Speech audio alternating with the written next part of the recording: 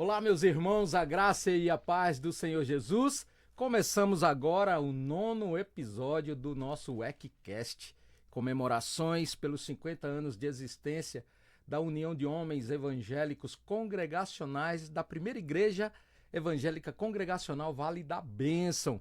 Hoje estamos aqui para mais uma vez conversarmos com pessoas especiais. Todo mundo que tem passado por aqui são pessoas que têm dado uma grande contribuição na Igreja do Senhor. Quero já agradecer a Deus pela vida de Felipe, que está ali na técnica, e também já apresentar a pessoa que está aqui conosco.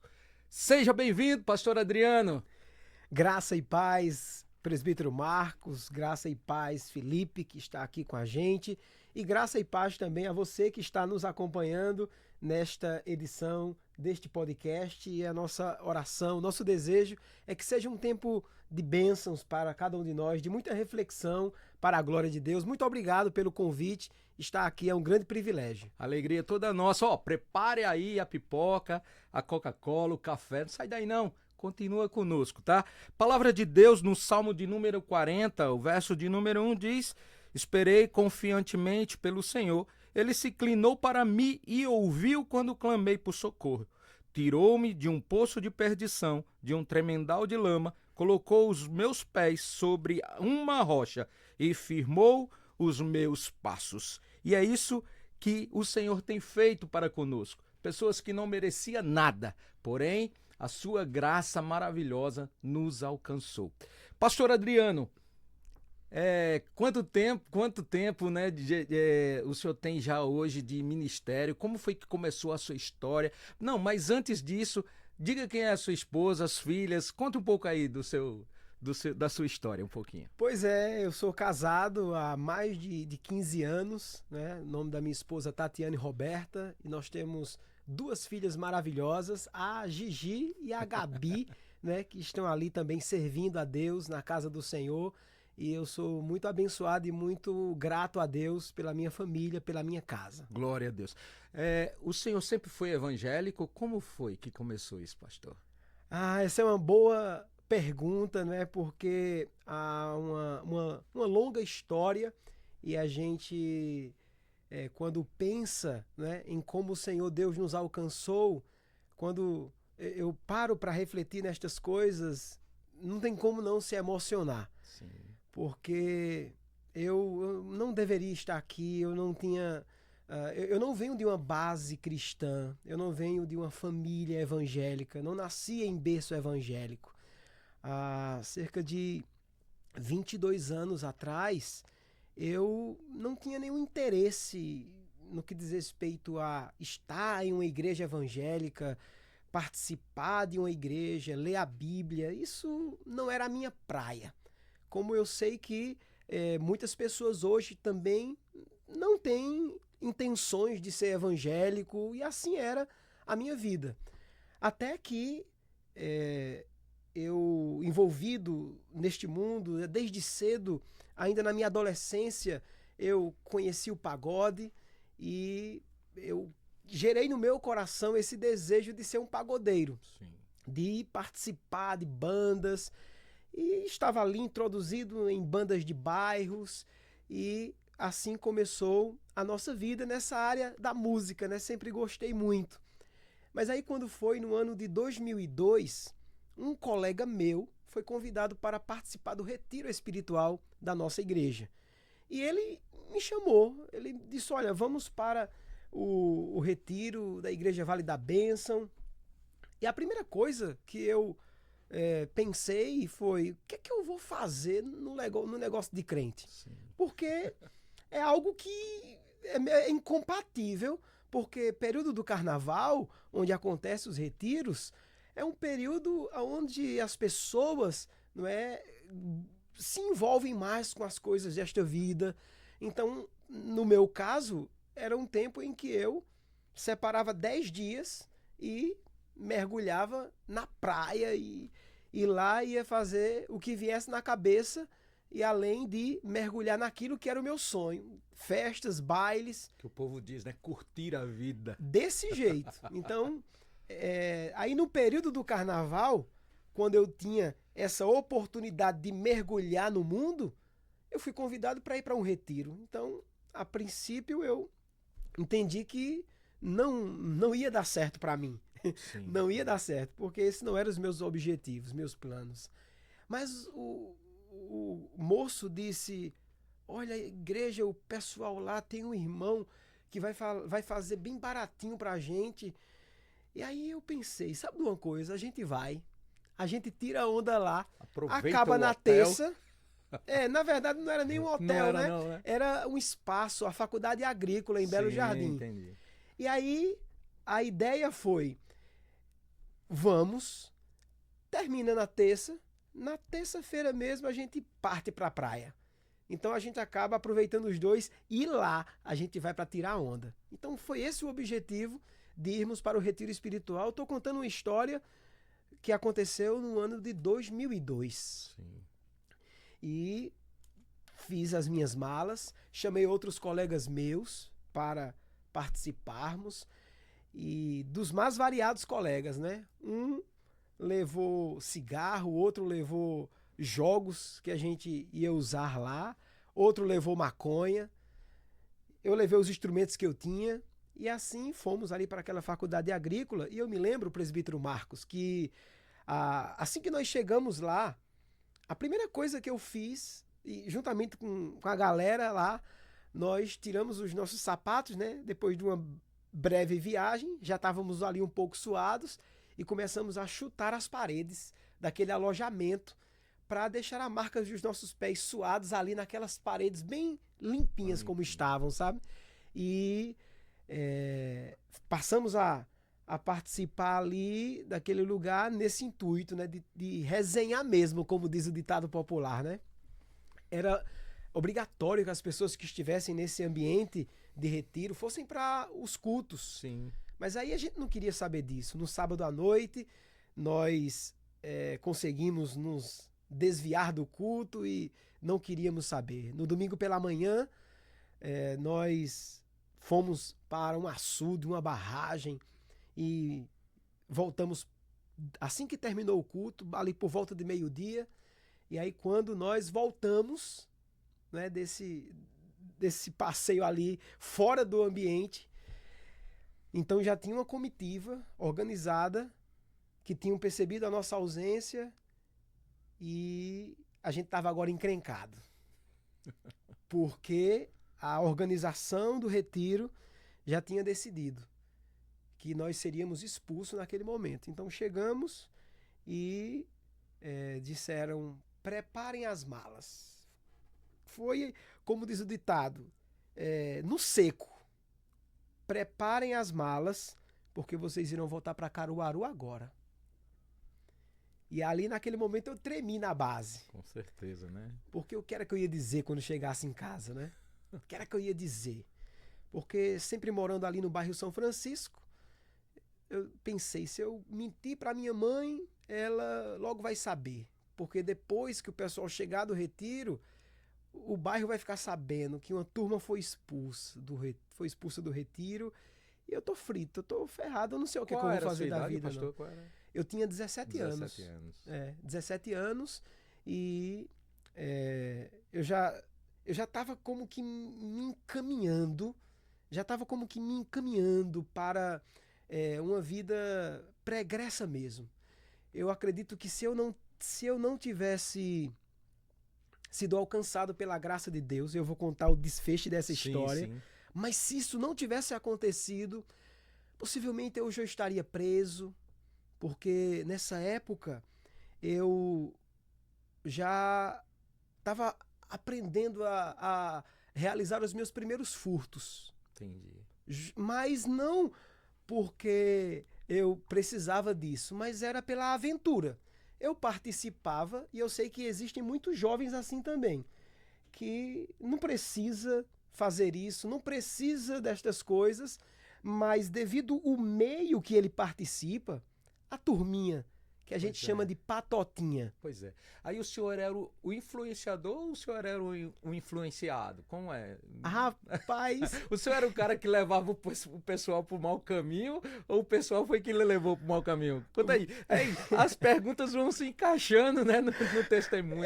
veja bem, eu diria o seguinte, que eu comecei a aprender por observação Sim, e fazia por aceitação. Ou seja, fazendo aquilo eu seria aceito pelo grupo entendi. que eu participava. Então, eu estava com a galera, um dia de tarde. Aí o pessoal dizia, vamos no Petrópolis fazer umas coisas por lá. E ali pulava quintal, pegava coisa das casas e tal, e era a aventura. E depois alguém se encarregava de vender isso. Entendi. E em mercados, muitas vezes, um dizia, olha, eu entro por aqui, eu entro por ali. Esse tempo não tinha as câmeras como nós temos hoje, né? Hoje, Sim. em todo lugar, todo mundo é filmado. E naquele tempo não, naquele tempo isso ainda não estava em evidência. E essa é uma história que eu falo pouco sobre isso. Sim. Não sei se o senhor já me ouviu falar sobre essa questão. Não, nunca Né? ouvi falar. É uma história que eu falo pouco sobre isso. Mas essa é uma marca, sabe, da minha vida sem Deus. E grandes mercados aqui em Caruaru, a gente entrava lá e colocava dentro da roupa e depois saía contando vitória, porque a gente conseguiu sair ileso e tendo roubado ali. Misericórdia. Entende? Então, eu conto essa história e fico pensando, meu Deus, se não fosse a tua graça na minha vida, Verdade. porque você sabe, a gente sabe disso, uma coisa leva a outra. Então, geralmente o indivíduo ele começa com pequenos furtos e ele vai se acostumando com aquilo, a vida vai ficando, entre aspas, fácil para Fácil, ele. né? O cara tá liso e de repente ele tá com alguma coisa ali de maneira fácil, entende? Então ele vai entendendo que aquilo é um caminho, mas a palavra de Deus diz que há caminhos que para o homem parece direito, mas o fim é morte. É morte. E eu sei que se não fosse a graça de Deus, eu não estaria aqui. E eu sei que até alguns colegas meus desta época também partiram, e outros acabaram não tão bem assim. Enfim, o que aconteceu foi que, para encurtar essa história, naquele período em que nós estávamos prestes a sermos expulsos, nós tivemos então a oportunidade de ali ficar. Tivemos a oportunidade de permanecermos ainda ali, se quiséssemos. Na verdade, uma vez que as malas estavam prontas, a irmã Livrinha, vendo todo aquele alvoroço, perguntou o que estava acontecendo e ela disse, o pastor está sabendo disso? Disseram, não, a gente vai falar ainda com o pastor, e quando chega a informação no pastor Nicásio, aí nós recebemos então uma Oportunidade contraproposta daquela, né, que tinha sido feita para nós. A proposta era, vocês deverão ir para Caruaru agora. E aí veio a palavra do pastor. Vamos dar mais uma oportunidade para eles. Eles não estão aqui por acaso. E eu geralmente penso nessa frase e gosto sempre de, neste momento também, dizer para as pessoas que nos acompanham, que nos assistem, que o fato de você estar aí acompanhando essa transmissão, ouvindo esse testemunho, essa conversa, uma conversa de graça, de paz, uma conversa que fala de um Deus que transforma vidas, você também não está aí por acaso. Você não está aí por estar. Deus, ele é poderoso para mudar também a sua vida, a sua história, fazer de você um novo homem, uma nova pessoa, fazer de você uma nova criatura. E assim foi o que Deus fez na minha vida. E ali naquele momento, eu aproveitei aquela oportunidade. O meu primo estava ali também. Ele já era de maior, já era independente. Ele disse, eu vou embora para casa. E aí ele foi para casa. Terminou o retiro na terça-feira, daquele carnaval do ano de 2002. Voltei para casa e algo aconteceu. Lá no retiro, eu ouvi por dezenas de vezes: você quer entregar a sua vida a Jesus? Você precisa fazer isso porque senão a sua vida vai de mal a pior. Senão o seu destino final é a morte eterna, é o inferno. E eu repeti várias vezes a mesma resposta, dizendo: eu não posso entregar minha vida a Jesus, porque eu gosto muito de baile, eu gosto muito de festas, eu gosto muito de pagode, eu não posso ser um crente. Só que eu voltei daquele retiro espiritual já como um crente e não sabia. Ah, Jesus. Ah, como Deus é maravilhoso, porque eu voltei daquele retiro. Hoje eu sei, eu já voltei crente. Por quê? Quando eu cheguei em casa, aquele jovem de 17 anos, que não estava nem aí para Deus, que não estava pensando nessas coisas de vida de igreja. Cheguei em casa, a primeira coisa que eu foi procurar uma Bíblia, que eu sabia, em cima do guarda-roupa, na minha casa, dentro de algumas caixas, tinha uma Bíblia. E eu procurei essa Bíblia, eu encontrei, achei e comecei a ler. Não entendia muita coisa no princípio e li, comecei a ler e comecei a... E naquele mesmo dia, eu olhei para aqueles meus CDs que eu tinha, de festa, de pagode, de um monte de coisa. E eu disse: eu não quero mais escutar isso. Eu não quero mais essas coisas. Ninguém me forçou, ninguém disse: olha, você não pode escutar isso. Não, eu olhei assim e senti um desprazer pelo mundo. E hoje eu sei que foi a ação do Espírito Santo de Deus na minha vida. E aí, quando foi no dia 16 de fevereiro de 2002, entreguei minha vida ao Senhor Jesus e aqui estou, servindo ao Senhor. Glória a Deus por isso. Deus é lindo, né? Às vezes o nosso testemunho nos constrange, né, pastor? Mas se faz necessário. A gente sabe que os índices, né, de criminalidade no nosso país, na nossa cidade, ou seja, a questão das drogas, a questão de tantas outras coisas, os jovens, né, muito apegados em mostrar para alguém que pode, e aí a gente vê que, na verdade, para essas pessoas ainda tem jeito. Porque se teve jeito para Marcos, se teve jeito para o pastor Adriano Batista, é porque nós entendemos que Deus é quem tem a força e o poder nas mãos, né?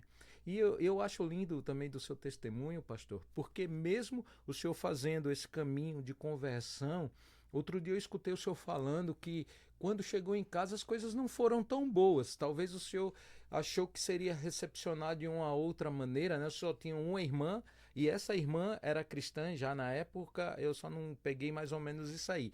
Mas eu sei que houve um problema com sua mãe. Conta aí um pouco dessa história. Na verdade, ninguém na minha casa era um crente. Ninguém...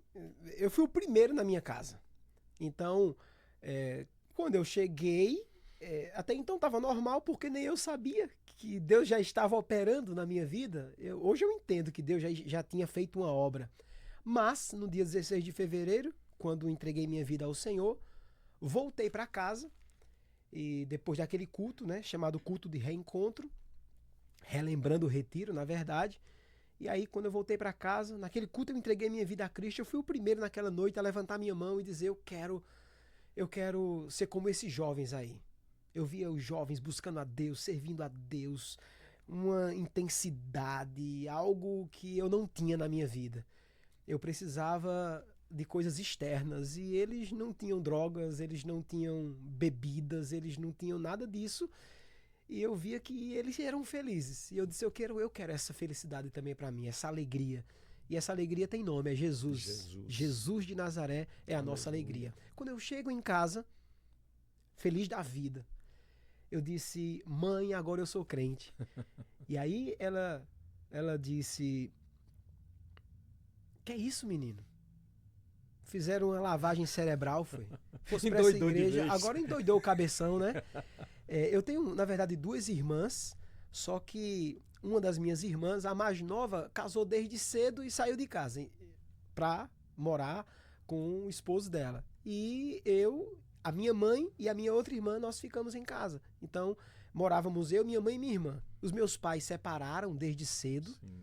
E a minha mãe foi quem precisou correr atrás para cuidar de 3 filhos. De modo que a minha mãe, ela, primeiramente, ela ficou impactada, de modo também que a minha irmã, Andréia, né, ela também não colaborou muito não festejou muito não a minha conversão. De forma que, algumas vezes, a minha irmã chegava e dizia: tu é crente mesmo? Eu quero ver daqui para o São João. Daqui para o São João. Certa vez, eu me envolvido na casa de Deus, se tem uma coisa que eu não me arrependo. Eu estou contando uma história quando eu tinha 17 anos, hoje eu tenho 40 anos. E eu olho para trás e vejo uma coisa que eu não me arrependo. No momento que eu entreguei minha vida a Cristo, eu passei a me envolver na obra de Deus, no reino de Deus. O que tivesse na igreja eu estava dentro. A palavra de Deus diz que o solteiro cuida das coisas do Senhor como que para agradar ao Senhor. Então eu me entreguei mesmo, de modo que um dia houve uma vigília na igreja e eu disse para minha mãe: mãe, eu vou chegar em casa um pouco mais tarde porque tem uma vigília na igreja depois do culto. E aí fiquei na igreja e tivemos a vigília. Cheguei em casa por volta das 5 horas da manhã e quando eu cheguei em casa, a minha mãe olhou assim e disse: onde você estava? Eu disse: mãe, eu estava na igreja. Eu disse à senhora que ia me demorar um pouco mais, foi uma vigília. E ela olhou assim para mim com os olhos um tanto arregalados e disse: eu preferia quando você não era dessa igreja. Meu Deus. Eu, ainda novo na fé, mas já havia entendido que não era a minha mãe. Porque a mãe, os pais querem o melhor para os seus filhos. E o melhor para mim era estar na casa de Deus. Mas a minha mãe, apesar disso, apesar desse momento, ela ainda me ouvia mais. A minha irmã era que pegava mais no meu pé, colocava as músicas que eu mais curtia, e ela nem gostava tanto, ela colocava como quem diz assim: eu quero ver o que é que ele vai fazer agora. Né? Eu quero ver o que é que ele vai fazer. Então, eu tive muitos embates em casa. Mas eu aprendi uma coisa desde cedo. Esse meu envolvimento na igreja, essa minha participação na igreja, na escola dominical, no culto de doutrina. Eu trabalhava em Santa Cruz do Capibaribe. Quando eu chegava em casa, basicamente não dava nem tempo de comer. A minha mãe dizia: vai para a igreja que o pastor vai te dar comida, vai dar dinheiro ao pastor. E eu ia logo para a igreja, tomava banho ligeiro para não perder a hora. E nesses envolvimentos fui aprendendo a palavra de Deus, participando dos cultos. E uma coisa que eu entendi foi o seguinte: o Deus que tem um plano na minha vida, ele também tem um plano na vida da minha família. O Deus que me alcançou, ele tem um objetivo também na vida da minha família. Eu abracei essa palavra, esse entendimento. E o que aconteceu? Eu passei a investir em oração. Eu comecei a orar pela minha família. Comecei a orar. E eu sabia de uma coisa: que a minha mãe seria a primeira. Porque a minha mãe, ela guardava no coração as coisas que eu falava. Em determinados momentos ela me ouvia mais, enquanto que a minha irmã pegava mais no meu pé. E eu convidava em oração e convidava a minha família e não aceitava. E um dia minha família foi para a igreja. E ali naquele momento, depois da pregação, comecei orando, o pastor fez o apelo e quando eu abri os meus olhos, imagina quem eu vi lá no altar do Senhor. Aquela que eu achava que seria a mais difícil. A minha irmã. Eu sabia que a minha mãe, eu tinha certeza, minha mãe será a primeira na minha casa. Deus vai alcançar primeiro a minha mãe. Só que Deus alcançou primeiro aquela que para mim seria a mais difícil. E agora já não era apenas um em casa, mas éramos 2. E eu conto essa história e eu louvo a Deus porque a minha irmã se converteu de verdade. Glória a Deus. Porque até hoje tem andado no caminho do Senhor e tem dado provas de que, de Glória a fato, Deus, nasceu de glória a novo. Deus. E agora nós dois começamos a orar pela nossa casa, pela nossa família, pela nossa mãe. Ela também começou a se envolver na casa do Senhor. E em determinado dia, nós tivemos o prazer de termos a nossa mãe lá no altar do Senhor dizendo: eu quero servir o Deus dos meus filhos. Glória a Deus. E aí eu pude dizer: eu e a minha casa servimos ao Senhor. Glória a Deus. Então, eu louvo a Deus, porque assim foi acontecendo a minha vida na casa de Deus, de milagres. Em meio a milagres, Deus foi realizando essas maravilhas. Pastor Adriano, voltando um pouco no passado, o senhor me disse que os seus pais eram separados, né? O senhor acha que teve muita influência o caminho que o senhor começou a percorrer por falta de um pai dentro de casa, de pessoas que vivenciam hoje isso, né? E às vezes estão olhando. Conta aí um pouco para a gente poder entender um pouco mais assim a falta que um pai faz, né? No lar. Uhum. Presbítero Marcos, a história da minha família é uma história bem complexa mesmo. De modo que talvez se eu voltar em determinados detalhes que eu pretendia agora, talvez eu me perca em algum momento. Entendi. Por conta da complexidade. Certo. Então eu vou diretamente ao ponto da questão. Eu não tive um pai presente. A minha mãe, eu nasci no Recife e o meu pai sempre foi aquele ser humano desligado. Sim. Se a minha mãe não trabalhasse, a gente morria de fome. Então minha mãe, casada com o meu pai, ela precisava trabalhar. Ela me deixava em casa no cercadinho, daquele de bebê, colocava água, leite e uma fruta e ia embora trabalhar.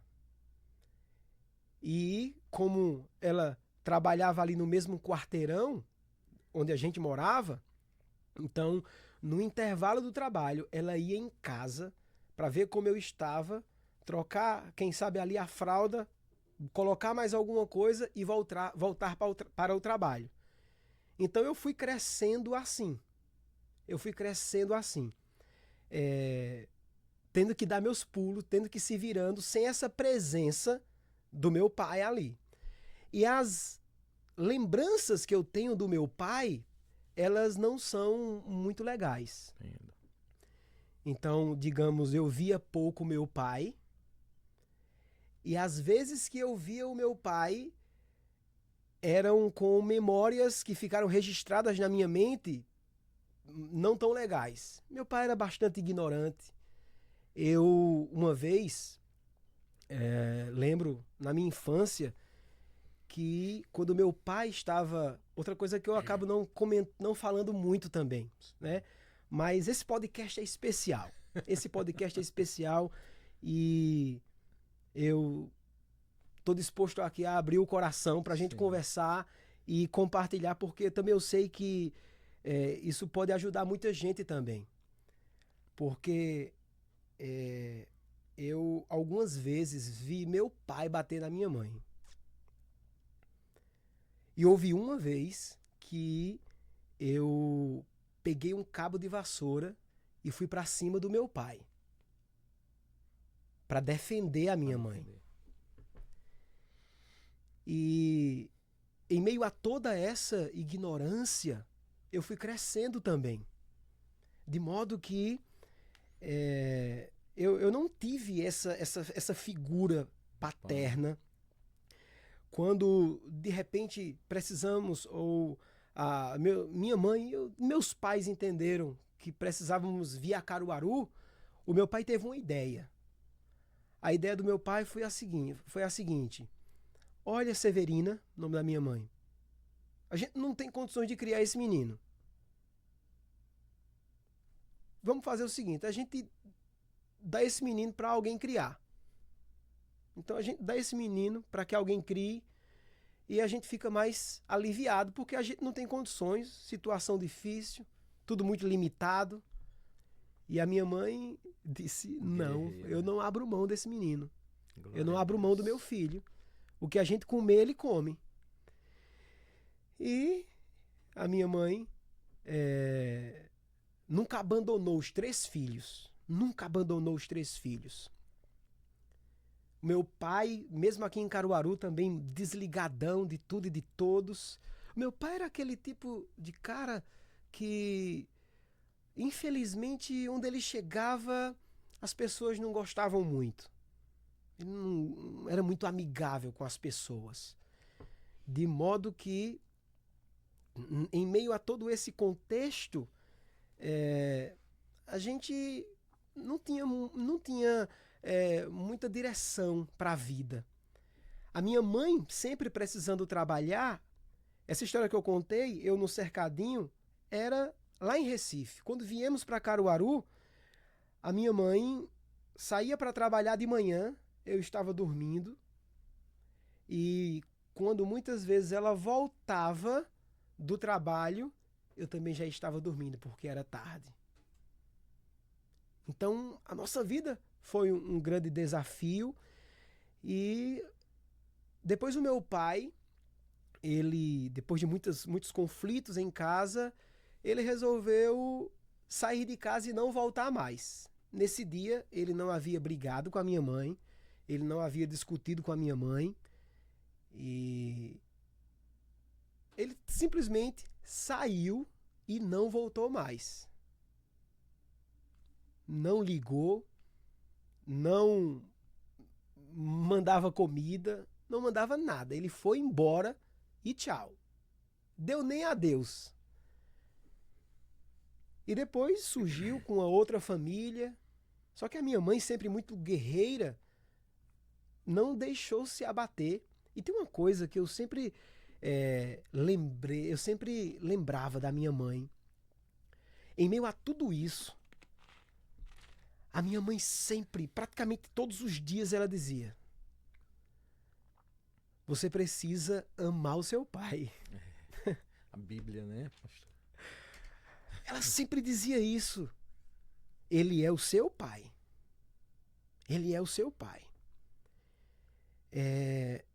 Eu sei de pessoas que, exatamente por causa desta situação parecida com a minha, sem ter uma referência paterna, que a gente sabe a importância da figura masculina no desenvolvimento de um filho.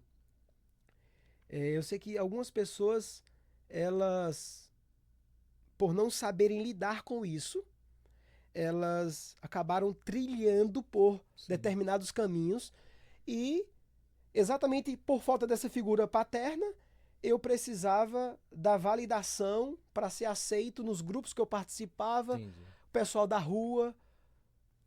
E aí o que acontecia? Eu simplesmente estava cada dia mais andando a passos largos para o inferno. No que a graça de Deus me alcança, eu pude entender que em Deus eu podia fazer diferente. Chega o perdão. Exatamente. Eu poderia viver diferente, ou seja, eu não precisava replicar as coisas que meu pai fazia. Então, com a graça de Deus na minha vida, eu passei a entender que eu não precisava seguir aquele caminho. Por que eu estou dizendo isso? Porque às vezes algumas pessoas, em meio a situações como estas, elas acabam dizendo: eu sou assim mesmo, porque meu pai era assim, porque eu nasci assim, porque eu cresci assim. O complicado é depois de você ser aceito por Jesus, né? Ele te colocar próximo a ele, você pensar dessa forma. Eu acho que tem algo errado, né, pastor? Exato. Então, essa história de vida meio pesada, né, sem a referência paterna, uma família um tanto ali desestruturada, no sentido de não estabelecida pela palavra de Deus, trouxe algumas complicações para a minha vida, mas com a graça de Deus, o Senhor tem trabalhado na nossa vida e nós temos aí a cada dia, pela misericórdia do Senhor, tentando superar esses desafios, esses traumas da nossa infância, da nossa vida, de tantas coisas que aconteceram. A gente nunca vai esquecer. Eu nunca esqueci essa imagem do meu pai batendo na minha mãe e eu indo pra cima dele. Eu nunca esqueci. E eu era bem pequeno, mas isso ficou gravado. Mas louvado seja Deus que isso não me neutralizou para a vida, isso não me fez ser um homem como hoje sou, de um coração raivoso, de um coração que gosta de praticar o mal. Louvado seja Deus, porque a graça do Senhor transforma o coração do homem e dar a ele um coração diferente. Tenho certeza que tem muitas pessoas escutando nesse momento, né, o senhor falar sobre isso. Diga para essas pessoas o que a Bíblia diz em relação ao perdão, né? Quando você passou por alguma situação difícil na vida, né? Um testemunho não tão assim bom de se dizer, às vezes dá uma vergonha de falar um pouco, mas se faz necessário para que pessoas como você, que talvez esteja passando pelas mesmas coisas, você possa entender que tem um Deus nos céus que muda as circunstâncias e mudou a circunstância desse pai também, né? Pastor Adriano, dê um conselho aí para esse povo. Olha, a palavra de Deus diz que Deus, o Senhor, amou o mundo de tal maneira que deu o seu Filho unigênito para que todo aquele que nele crê não pereça, mas tenha a vida eterna. Ou seja, Deus, ele decidiu amar uma humanidade caída, que éramos nós, afastados de Deus, éramos desobedientes, andávamos segundo o curso deste mundo, e mesmo sendo assim, o Senhor resolveu nos amar. E tão somente a palavra de Deus nos ensina que devemos também amar. Amar uns aos outros, amar os nossos inimigos, amar a nossa família e não desistir dos nossos. Na minha casa, eu pude aprender isso pela graça de Deus também na prática. De que forma? A minha mãe, uma mulher extraordinária. Uma mulher extraordinária. Porque além de vencer todas essas batalhas, aconteceu algo que eu vejo que de fato é a palavra de Deus na prática. A minha mãe, ela agora convertida, o tempo passou, passaram décadas, meu pai, como disse, constituiu outra família e depois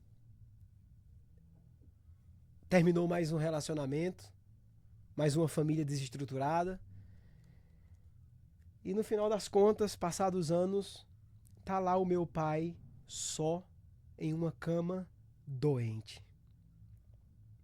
A minha mãe, depois de anos, divórcio legalizado por abandono, agora crente, quando soube que meu pai, esse mesmo, pivô dessas histórias que eu falei, estava doente, ela teve uma ideia e fez uma proposta para meu pai. Ela disse: venha para casa porque eu vou cuidar de você. Glória a Deus. Eu disse: mãe... Como assim? Eu disse: mãe, esse negócio não vai dar certo, mãe. Eu disse: a senhora pensou o que a senhora está dizendo? Ela disse: não, eu vou cuidar dele. É só Deus, né? É graça. E eu vejo a palavra de Deus na prática, nessa fala da minha mãe. Porque enfrentar o que essa mulher enfrentou, o abandono que essa mulher sofreu, teve que criar os filhos, agora os filhos estão grandes, independentes, todos casados, ela em paz com a sua vida, e agora ela decide cuidar desta pessoa. É isso que o Senhor nos manda fazer. E a gente precisa tão somente abrir o nosso coração e aprender com o Senhor, e aprender com Deus. Talvez para algumas pessoas isto seja uma tarefa demasiadamente difícil. Perdoar, abrir o coração, tomar esta decisão. Mas a graça de Deus é que nos encoraja, que nos fortalece e que nos faz entender que a decisão do perdão é uma decisão que vem ao nosso coração com base na graça e na misericórdia de Deus sobre a nossa vida. Porque somente liberando o perdão é que nós seremos curados, restaurados, que os nossos traumas do passado não vão influenciar no nosso presente ao ponto de neutralizar a nossa vida. Porque ou a gente resolve isso perdoando, ou nós ficaremos travados, doentes. Nós viveremos em angustiados, em angústia e com uma perturbação eterna. Verdade. Porque a falta de perdão gera perturbação, gera pesadelos constantes. Porque aonde você está, aquele peso da falta de perdão acompanha a pessoa. Agora, Deus é tão gracioso, é tão generoso, é tão amoroso, que nos ensina essa postura de decisão para liberar perdão com base no amor dele por nós. E ao nos fazer entender isso, é a graça dele sobre a nossa vida para nos curar. Porque às vezes a gente pensa que não perdoar é uma prisão que nós estamos permitindo na vida dos outros. Eu não vou perdoar fulano não, porque se eu perdoar fulano vai estar de bem. Não, na verdade, quando você perdoa, foi a graça de Deus vindo sobre a sua vida, lhe dando um entendimento para tomar essa decisão, para curar a sua alma, para curar você mesmo, e não fulano, beltrano ou cicrano, ou quem quer que seja, porque é você que precisa de cura, é você que precisa de restauração. Então, abra o seu coração. Então entenda que Deus, pelo seu Espírito, está falando com você neste momento, a fim de curar a tua alma. Pois uma vez que você libera o perdão, você é curado, restaurado e sarado para a glória de Deus. Pastor Adriano, eu estou aqui pensando e rindo, conjecturando, né? Deus olhando para nós lá de cima, dizendo assim, estou te perdoando, mas... vou te perdoar, mas você vai ficar para lá e tal. Como algumas pessoas dizem, né? Eu vou perdoar, mas também não quero conversa com aquela pessoa. Isso tem alguma lógica? Como é que pode funcionar dessa forma, pastor? A pessoa perdoar e não querer, né? Que mais proximidade com aquela outra pessoa. Isso acontece? Pode ser? Ou não? Essa é uma boa pergunta, porque quando a gente pensa nessa questão do perdão, existem várias vias que a gente pode observar e que naturalmente podem acontecer. Quando a gente pensa nesse tipo de perdão que a gente está falando, então a gente está falando de um tipo de perdão que tira este peso, esta trave, algo do passado que lhe incomoda hoje e que somente o perdão é quem vai tirar esse fardo de você. Porque você, sem perdoar, acaba carregando um fardo que não é seu. Então, esse é um tipo de perdão, um tipo de abordagem, é um tipo... um meio pelo qual nós observamos esta graça de Deus operando e sarando o coração. Agora, presbítero Marcos, existe sim um tipo de perdão que não dá mais para continuar caminhando com aquela pessoa. Digamos o seguinte, uma pessoa, ela causou um dano irreparável na vida de alguém. Uma pessoa caluniou essa outra pessoa e foi uma calúnia mesmo, foi uma mentira. e isso se espalhou na cidade. E como é que a gente resolve isso? A situação é Não difícil. tem como se resolver. É difícil, é. Mas a pessoa caluniada, biblicamente falando, ela precisa perdoar. Ou ela perdoa, ou senão ela é quem vai adoecer ainda mais, porque a calúnia é terrível. Mas não dá mais para andar com essa pessoa. É difícil, realmente. Então, percebe que existem... Sim, sim. Entende? Mas, só respondendo essa questão da pergunta em relação ao perdão, mas a pessoa precisa liberar esse perdão para viver, senão ela deixa de viver. É isso aí, queridos. É o perdão, é a graça. Eita, que história maravilhosa. Eu quero aqui também agradecer aquelas pessoas que fazem com que esses episódios chegam até o ar, nos patrocinando, nos ajudando, levando também a palavra de Deus, né, na contribuição, fazendo com que esse projeto aconteça. Quero aqui mandar o meu abraço a Cadochinha Baby, no nome do diácono Paulo e da irmã Jo.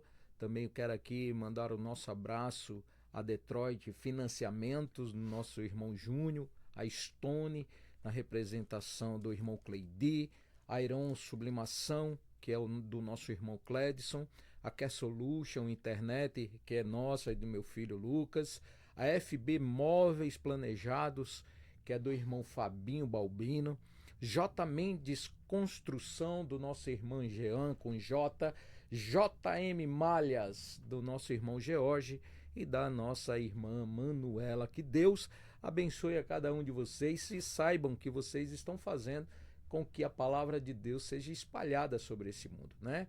O YouTube é uma plataforma que manda essa mensagem para muitos lugares do mundo, aliás, para o mundo todo, na verdade. Querendo ou não, as pessoas estão escutando a palavra de Deus através desse testemunho de que como Jesus muda o mais vil pecador, como ele transforma aquele que tinha raiva no coração e faz com que ele venha ter paz e também ter o perdão, né? Perdoar. Como esse Deus é lindo e maravilhoso. Pois é, pastor, então o tempo passa. E aí o tempo passa velozmente. Passa rápido. E o que é que acontece? O tempo passa, o senhor de repente assume uma congregação. Qual é essa congregação? Depois o senhor passa por outras congregações e depois o senhor chega aonde? Vamos lá, conta essa história. Pois é. Essa história, uma vez que eu me converto ao Senhor, né, pela graça do nosso Deus, e estou servindo ao Senhor, um desejo no meu coração de servir a Deus de maneira mais intensa começa a florescer. De modo que, em determinados momentos na minha vida, nos meus pensamentos, ainda jovem, ali com 18 anos, 20 anos, eu pensei, meu Deus, eu quero te servir mais. Eu quero ser um diácono na tua casa. Eu quero ser um diácono. Tinha um outro colega que era da mocidade comigo, né? Participávamos juntos do grupo Louvores que Libertam. E a gente conversava muito. E ele dizia assim, eu quero ser um pastor. E quando ele falava isso, pesava algo assim em mim que eu não conseguia dizer, porque eu achava que eu não tinha condições de ser. Então eu dizia assim, eu quero ser pelo menos um diácono, eu quero servir mais na casa de Deus. Porque com um diácono a gente tem mais proximidade, né? Servindo a igreja, os irmãos. E esse irmão dizia, eu quero ser um pastor. E isso eu pensava assim, eu queria ter coragem de dizer isso também, de verbalizar isso, mas eu não tinha lógica para mim. Então eu dizia, eu queria ser um diácono. E até que eu terminei os estudos, e depois que terminei os estudos, as coisas na minha vida, assim, glória a Deus, elas aconteceram tudo muito rápido. Né? Eu terminei os estudos ali no início da minha caminhada, e foi quando logo chegou o seminário na nossa igreja, o seminário da Aliança Congregacional. E conversei com o pastor Nicásio, e ele me permitiu ir para o seminário. E eu fui para o seminário e fiquei ali durante 4 anos e meio no seminário. No final do seminário, eu fui convidado para dar um apoio a uma congregação que estava sem obreiro.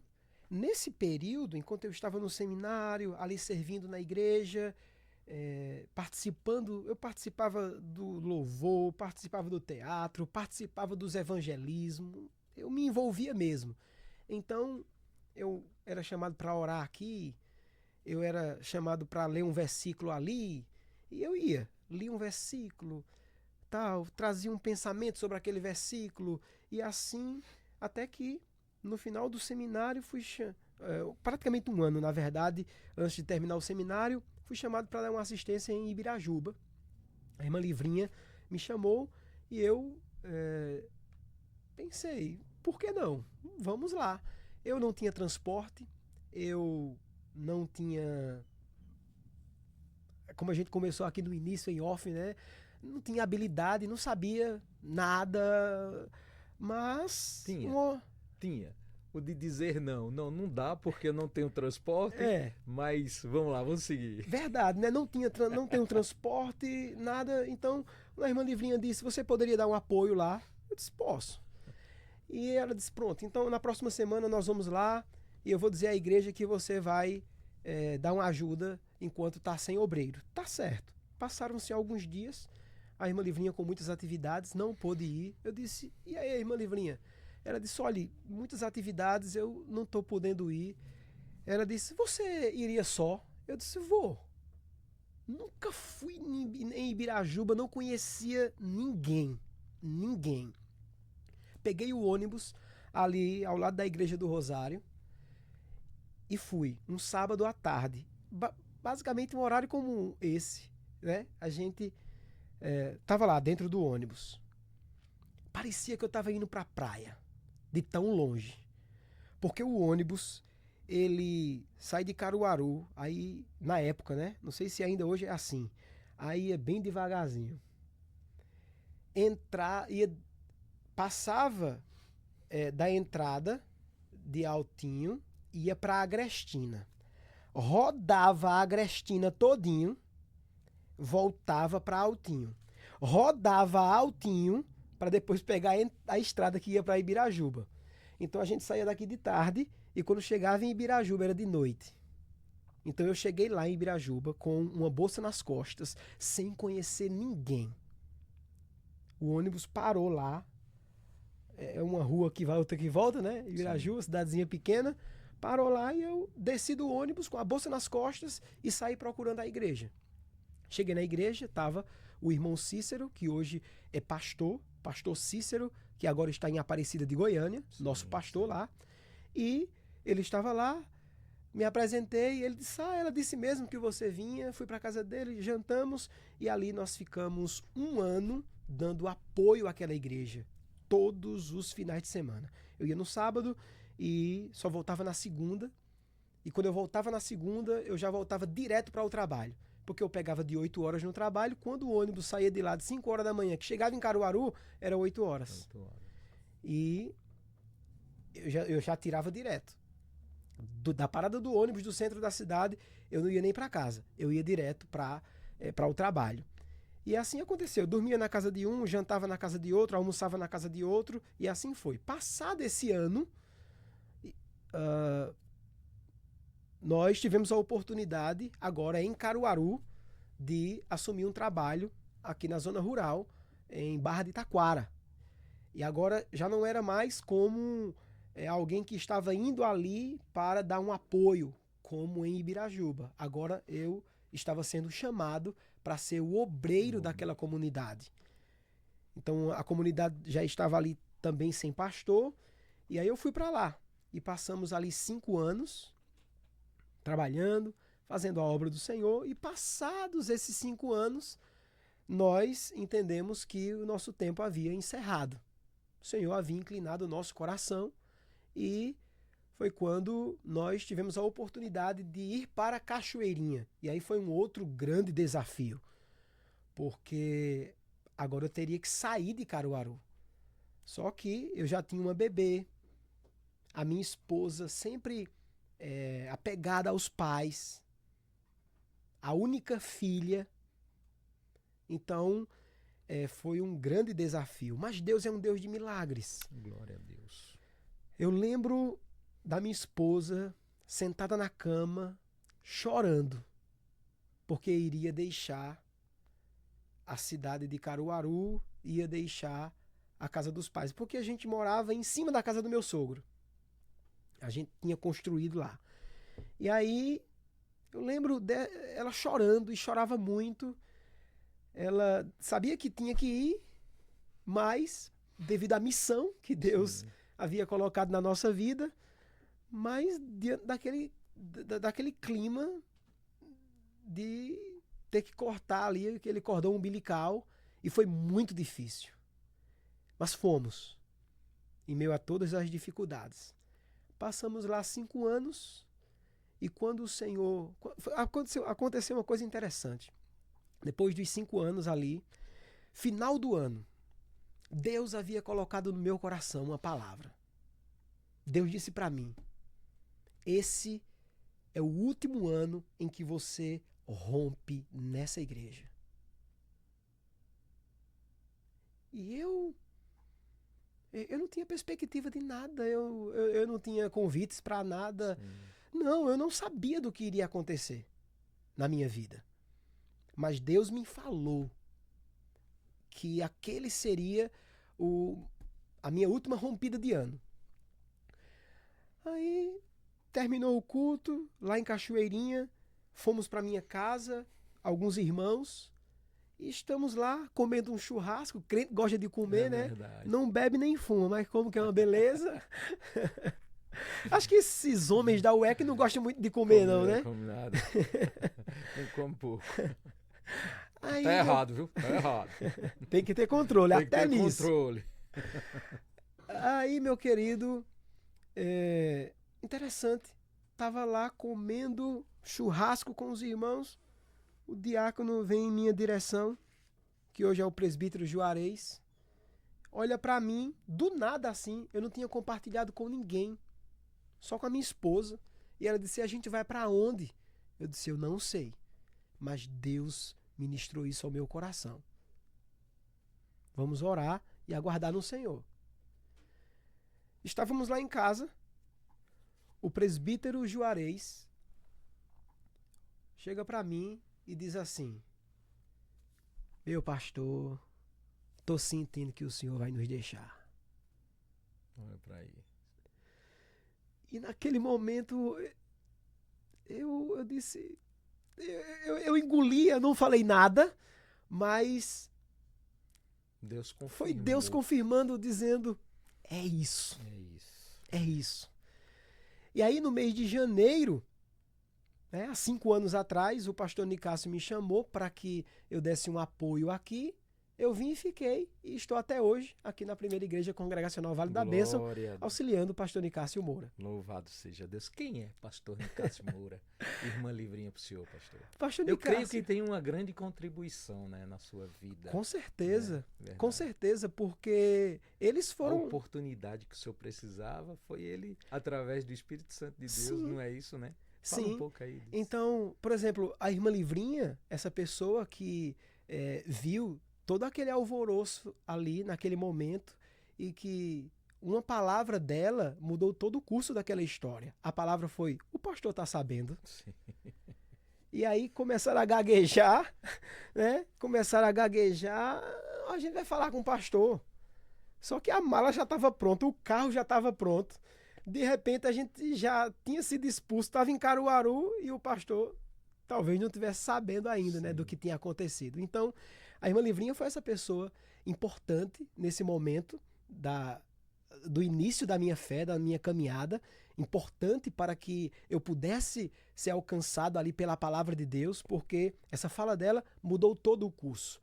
Como se não bastasse, uma vez que por meio desta ação da irmã Livrinha, eu sou convertido, eu sou agora, eu entendo que eu sou um crente no Senhor.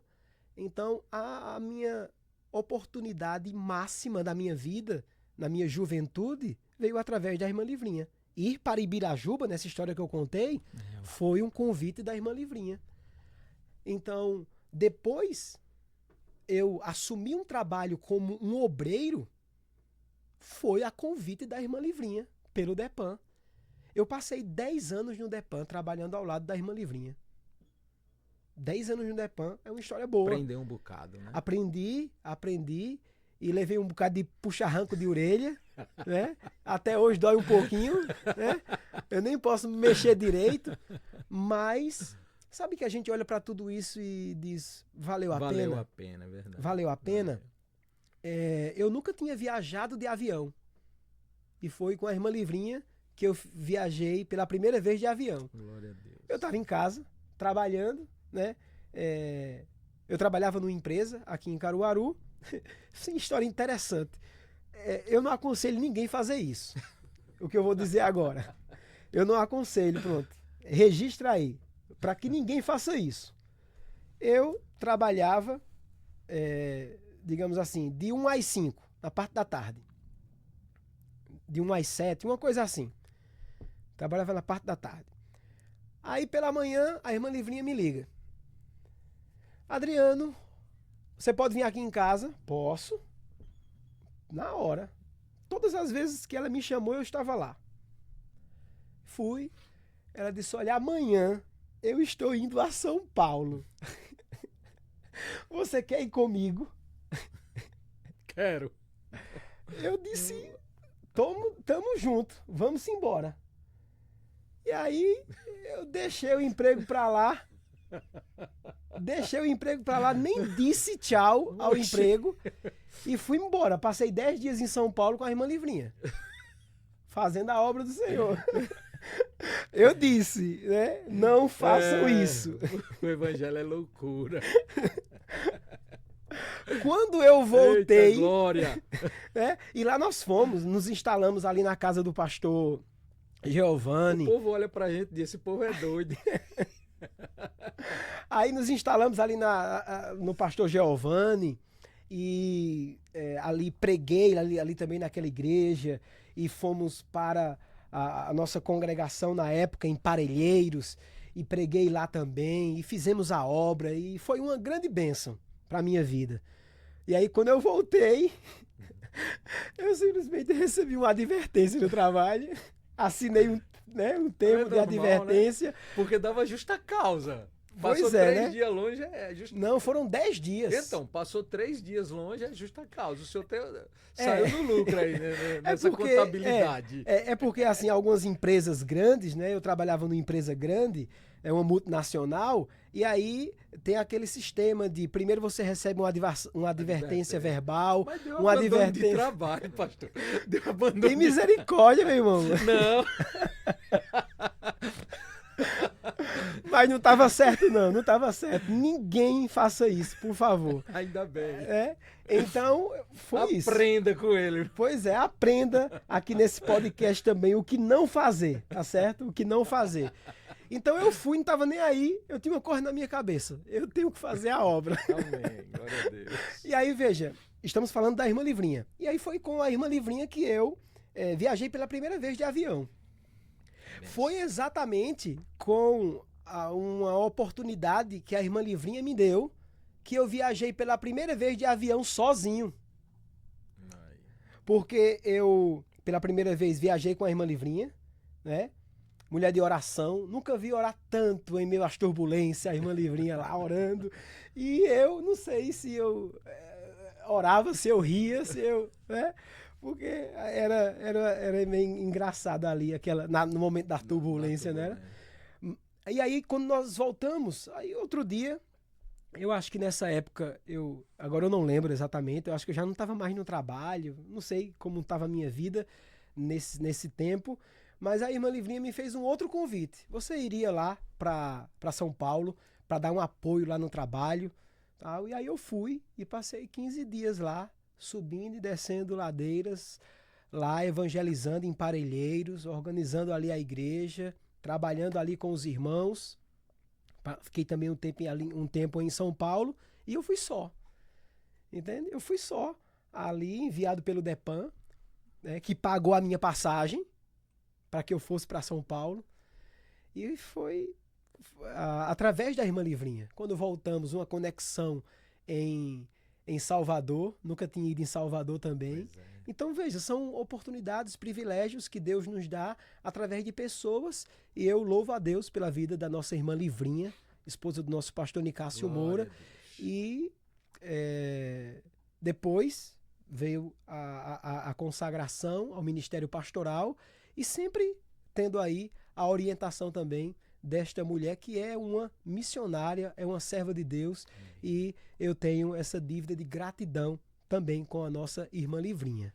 Glória a Deus. Dias 27, 28 e 29 de setembro, o nosso 7º congresso para homens ali na cidade de Gravatá, no Resort Vila Hípica. Faça sua inscrição, varão, no 819-9934-1422. Estaremos recebendo o pastor Juliano Fraga no louvor. Nós teremos ali o Emerson Augusto, Joseano Silva. Vai ser bênção, um lugar prazível, um local muito bom, na verdade. Esteja lá conosco, né? Não deixe para a última hora, não. A gente tá te esperando, tá certo? Pastor Adriano, a hora no instante passa, a gente sabe. Tá vendo? Ele chegou aqui dizendo 1 hora é muito, a gente vai falar sobre o quê, né? E tal.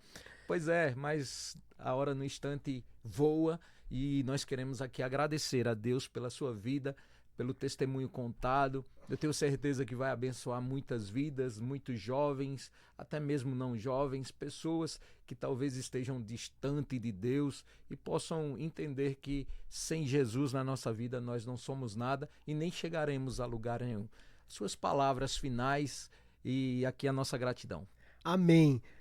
Na sua pergunta anterior, o senhor perguntou sobre o pastor Nicásio e a irmã Livrinha. Eu falei sobre a irmã Livrinha. Vou apenas pegar aqui mais um minuto. Fica à vontade. Mais um minuto para falar do nosso pastor Nicásio Moura, que é um homem de visão, alguém que, através da sua vida, eu tive a oportunidade de conhecer o Evangelho, a palavra de Deus. Foi com o pastor Nicásio que eu dei os meus primeiros passos na fé, lá na escola bíblica dominical. Ali, de tanto me envolver e de aprender com o pastor Nicásio, ganhei uma Bíblia de presente que ele me deu, com a sua assinatura. Tenho essa Bíblia guardada. No início da minha fé, da minha caminhada, foi a primeira Bíblia que eu li de capa a capa. Essa Bíblia que o pastor Nicásio me deu. É a Bíblia em que eu mais tenho marcações, anotações, guardada em casa. Li essa Bíblia inteira, comi essa Bíblia. E eu louvo a Deus pela vida do pastor Nicásio Moura, porque por meio também do seu ministério, o nosso ministério também é inspirado, o nosso ministério também é motivado, porque nós temos, através do testemunho de vida, do pastoreio do pastor Nicásio Moura, nós temos essa inspiração, nós temos alguém que a gente pode observar como uma referência ministerial. De modo que hoje nós vivemos uma crise de ministérios. Muitos pastores começam e infelizmente não terminam. E nós temos acompanhado essa trajetória do nosso pastor. E podemos ver um homem que tem se mantido fiel à doutrina, tem se mantido fiel à palavra, à sua família, em integridade. E está ao lado do pastor Nicásio, está vivenciando tudo isso na prática do dia a dia ministerial. Isso para mim é algo que é incomparável. Então essa referência como pessoa, como pastor, como amigo, como ajudador, pastor Nicásio é uma pessoa muito importante na minha vida. Eu nunca havia passado mais do que algumas horas no hospital. E a primeira vez que eu fui e fiquei no hospital, eu passei 12 dias.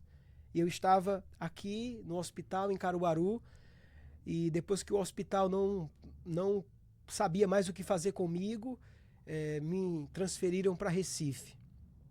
E naquele momento ali, sem recursos, assim, sem muitas coisas que pudessem me dar um apoio ali, eu me lembro que quando estávamos saindo, o pastor Nicásio vem com um envelope e diz: esse valor aqui é uma oferta minha, para que vocês lá em Recife possam se sustentar por alguns dias.